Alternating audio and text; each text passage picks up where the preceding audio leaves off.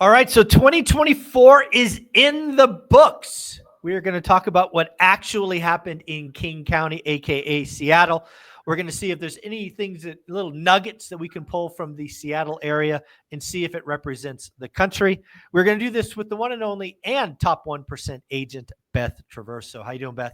Hi, Mike. Doing great. Fun to be back here. Thank you. And quick shout out to the Northwest Multiple Listing Service. Lest I forget, they're the ones that provide this data. And they just released December 2024 data, which is basically going to show us the year over year, giving us the full scope of 2024. Yep. And now that it's in the books, where are we on it? There was all sorts of predictions about what was going to happen. And it's kind of interesting what didn't happen. So we didn't see the massive drop in rates that brought in the move up buyer/seller. Did not see that. Still not seeing it, honestly. And we notably, we also didn't see a crash either. So we'll chat about that as well. So yeah, it's really interesting stuff in these numbers. Yeah, it's going to be really interesting because, again, most of the people that are out there making real estate predictions talk price. They have historically been massively wrong when they talked about a crash. I, on the other hand, have been talking about transactions because, again, that's statistically relevant. It impacts the entire economy, right? Real estate is 12% of the economy when you put all the different pieces together. So a crash in transactions is meaningful, does ripple through. And, oh, by the way, is historically consistent with the last time rates shot higher. So I am going to be most interested in transactions, but also median price and what else is going on. Where do you want to start? Well, okay, so let me do our shared screen here. Okay. So are we seeing a shared screen with the charts? Yep. I've got months of inventory up here. Okay, so one of the most interesting things I saw was that our months of inventory, it's always lowest for us in the Seattle area in December because sellers take their homes off the market for the holidays. We're not seeing the new rush of listings that happens post holidays. We're not even seeing it now in January yet, but it's coming. But I do know that buyers are already starting to look around and not seeing anything for sale. So King County, so for December 2024, if I have her here, this might show the months of inventory 1.3. 1.28 months of inventory for all of King County. So it's the Seattle, Bellevue, doesn't include areas like Tacoma and other counties, but it shows that we still have this really, really low. It's not the lowest we've seen. That would be over here in with 0.2 months of inventory back in December of 2021. So we're not there where we were 3 years ago. Thank goodness. That was insane. And look at how everything went bananas after that. So that's Jerome Powell saying, pain is coming. That's what happened there. Oh, yeah. It was painful and exhausting for a lot of people in the real estate industry at that time and for buyers too. So we're not seeing that. One thing that I want to mention that's interesting is that our MLS, the Northwest MLS, started tracking pending sale data before it's published to give us an idea of what's coming. So when I put it in when I mark a listing pending now, I'm putting in there, did we receive multiple offers? What's the pending price? This is all anonymized. So it's not, nobody knows which property it is. So it's still confidential. And it shows how many have inspection contingencies, financing contingencies, and were there multiple offers. One thing that I'm seeing that's interesting, and I was just looking in the last 10 days in King County overall, it was showing that there's 27% of the listings that are pending right now have received multiple offers, which is okay. That's pretty good. It doesn't, that to me sounds pretty balanced. Yeah. We'll see if that changes. That's pretty normal, I think. Yeah. Yeah, that's pretty normal. Nothing too crazy. There were 69% had no inspection, which mirrors what I'm seeing. I'm not seeing too many inspection contingencies. And the list price to sale price ratio is about 102% in the last 10 days. So granted, there's been almost nothing going on in the last 10 days. So I'm starting to hear some chatter about some of the areas that tend to be the first predictors, like in our area, say like Kirkland, Redmond, Bellevue, some with 12 offers plus starting to happen again. Oh, no. So it'll be interesting to see where we go with that. Too early to tell. I know in my sub-market of the east side, our area has 0.7 months of inventory. So, and in my little town, which isn't much of an indicator because it's so small, but there's literally one house for sale in the entire town. So wow, it'll be interesting to see. I'm bringing some on this week, so I'll be able to report back to you later about how those go. We've got 3 coming on. So yeah, this is going to be interesting because yeah, one of the things I love about our conversation, specifically King County, that you've told us for years now, is your spring selling season really starts early. It's starting like right now. Right now. Where a lot of the country, it's still in the frozen tundra, right? And their season doesn't start till March. So it'll be very interesting to see the Seattle area. Now, you do have some unique characteristics, i.e. that a lot of tech money and AI money and, all of those things. But yeah, if you're running into the spring selling season with low inventory, it could get wild. It could get wild, and it did a little bit in 2024 as well. I mean, we had those conversations around that time, this time, or, through February last year. The question is it going to hold? So, because you can see here, like, here's the sales price, median sales price for 2024. It topped out right around just under $1 million here. Mm-hmm. And that was in June, and that is kind of typically the cycle high. We saw it peak over here in 2022 before the rates went bananas and tanked it for a while, where we topped out at $1 million. It bottomed out here at about 800, and then now we're up to 979 in June, and then it kind of, it sort of has its typical. This is not a crash, people, when it does the same thing every year. It's basically the seasonality coming into play.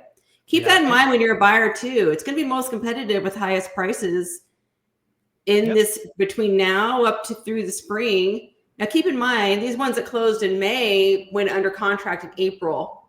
Yep. And then it starts to taper off. In our area, summer, you got to learn the seasonality of your market, right? But this is seasonality of my market, shows that we got the run up right now starting. And then the question is only how high will it run up? And then it's going to taper off. And then, the holidays is when it tends to hit its low. So we're at about 885, let's say here. So, all right. Well, it crashed 10%, Beth. You heard it here first. 10% from the peak. I mean, you can manipulate statistics to make almost any narrative be correct, right? But if you go year on year, it's up, right? If I look at year on year, it's up. We're up about 3% year on year overall for King County. In my area, it's more about 7.5%. Okay, which is pretty decent, really, considering this has been a really anemic real estate year. The write up in the Seattle Times was basically saying that it's been kind of blah, kind of meh, kind of not a lot changing or going on. And what I'm seeing in the psychology with buyers and sellers out there is it doesn't seem like anybody is waiting for rates to take a significant drop anytime soon. I'm not hearing that anymore. Interesting. Okay. People have come to acceptance, whatever that whole range of emotions is. And, now they've kind of accepted that, all right, this is where we're going to be. Who knows if they go down, that will shock the system for sure. But as you talk about every day, it's not looking likely to happen anytime soon. And people moving forward now have a level of acceptance for that. Yeah, I think we're getting more and more evidence that the consumer behavior is once again predictable, and it's very simply said 7% bad, 6% good. Yeah. And right now we're sitting at over 7%. So what does 7% bad mean? It just means buyers pull back. It means sellers pull back, and people just go on with their life. They're going to keep renting, or they're not going to upgrade. They're not going to be that move up buyer. And, you're going to get some sales, move out of towns, death, divorce, all the kind of stuff that happens. But the move up buyers not coming back at 7% interest rates. It's just not happening. We're going to struggle one more year. Yes. And we'll see if it's one more year. Because I remember last year I thought it was going to be one more year, but that's how we get through. So we just kind of hold on for this year. Maybe next year. But, I'm making the most of whatever's happening this year, as everybody should, I think. But I hope it is one more year. It'd be nice to get a more more balanced market where more people feel like they have the ability to make these changes in their lives that they want to do. I mean, that would be a good thing. I'm still most of the folks I'm working with still, they're moving out of the area. And they don't want to keep their house as a rental. They want to use that equity for their next purchase, because the thing is, prices are high pretty much everywhere, and they need to roll that equity into something else. And then we've got the people that are divorcing, like you mentioned, and then the estate sales, which is someone passed away and the heirs are selling the property. We're still seeing a lot of that. Yeah. And that stuff, that's why transactions never go to zero, because there's always people that have to sell. I don't remember, in the darkest days, there's always people selling and buying too. Yeah. I don't remember if these charts have it, but do you have statistics for number of transactions? Yes. Let's see. Hold on, people. Sales, number of sales. Yeah. Number of Let's sales. do that.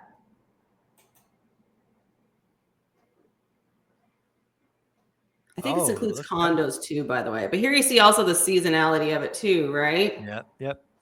The up and down. But the question is, like, where is the line going overall?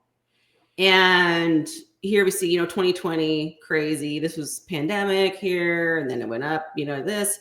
So we're still, sales are for a county that has over 2 million people, there were 1,204 sales in December. That's wild.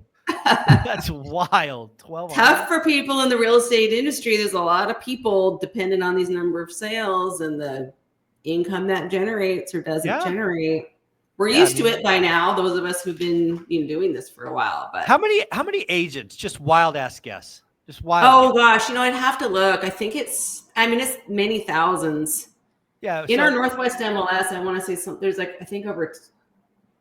Oh gosh, I don't want to say it's wrong. Maybe it's 10,000 agents or something like that. And the vast majority do less than one, even when the market was good. Transaction. I was going to say you'd have to, right? If there's 10,000 agents. Look at this, yeah. The pros are still doing well. The people that don't treat their business like a business are struggling. So yeah, this is why I'm becoming more convinced about this early call. I think 2025 is going to be slightly worse than 24, right? Total transactions. But 2026 will be 10, 15, 20% better than 25. Mm-hmm. Again, you're coming off a small base, but here's the rub. Your competition is going to collapse. The people that are holding on by their fingernails, they're just going to go away. And you're going to gorge like you're at a buffet in 2026. I'm looking forward to it. We are ready. We've got the systems. I am ready, Michael. Let's go. Even now, people, I have to say that, for sellers that are interviewing me right now, if they don't know me, they're being really selective. They want to screen. They want to vet you. They want to see the proof, not the talk. Show me what you're doing and what you have done. And are you the one that can get the job done? And if you're an agent, you need to think about, can I show that value and prove it? Here's my record. Here's my listings. Here's my production. Here's my reviews. Yep. Take a look for yourself. And, those that are able to do that, and those that are able to provide the insight about the market, if you really are studying your market and you know it and you can explain it inside out, here's how the seasonality works, here's where we are over year, here's what the buyer psychology is, and here's what our buyer wants. If you are able to communicate that, you're going to show your value and you're going to do well in this market. So there's always people doing well. Now, don't get me wrong. Even for me, my transaction volume is down from 2021, and that's okay because I've leaned up to make up for that. But one of my friends, business folks, you can't just be winging it like some sort of hobby. It's just not going to work. Yeah, Brian Lebo, agent I use in Vegas, he talks about months of life. He calls it mole. Yeah. Agents really got to think about that. And obviously, Brian went through the 2008 crash. And months of life saved him, right? He got really focused on spending. So you can survive the lean times, right? This is feast and famine sometimes. And again, if I was a real estate agent, frankly, a mortgage broker, I would be doing everything I can to make surviving what I think is going to be the worst year of the 4 this year so that you can gorge in 26 and 27 and 28 and 29 and 30. Yeah. And the months of life, like Brian talks about, so true, because when you have an actual business, there's overhead involved in that, and you need to watch that because that can suck you dry if you're not careful. Yeah, and lots of little holes can be a problem.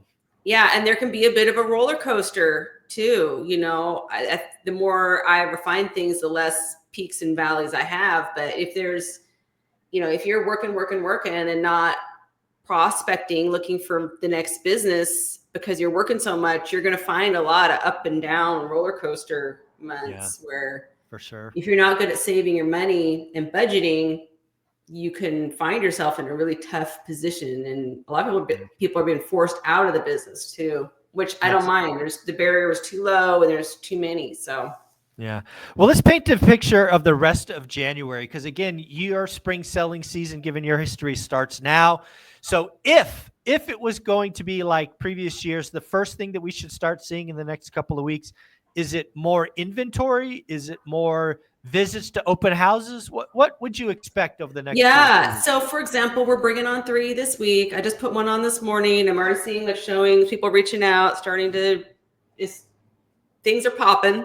Mm-hmm. And so what I'm watching is I'm going to be seeing how many phone calls am I getting? People calling, asking, buyer agents asking we do seller pre-inspection. So like asking for that. And I have them ask me for that so I can track the people asking for the report. So I get a list. How many people are requesting the inspection report? Are they asking buyer type questions? There's certain things that people will ask if they're considering making an offer. What's our private showing activity? Open house activity, I think, is a huge indicator, even more than it used to be, because we're seeing a lot of qualified buyers are choosing to come through the open house rather than do a private showing these days. So agents, if you're not doing open houses, get out there. Yeah, what are you doing? Have another partner agent do it. Just that house needs to be open at least Saturday and Sunday, every weekend, because buyers want to just pop by without convincing anybody. And now that buyers have to sign a binding legal agreement to take a look. Now, each state might be different, but most states, I think open houses are an exception where you don't have to sign a legal contract to walk in the door. I'm representing the seller.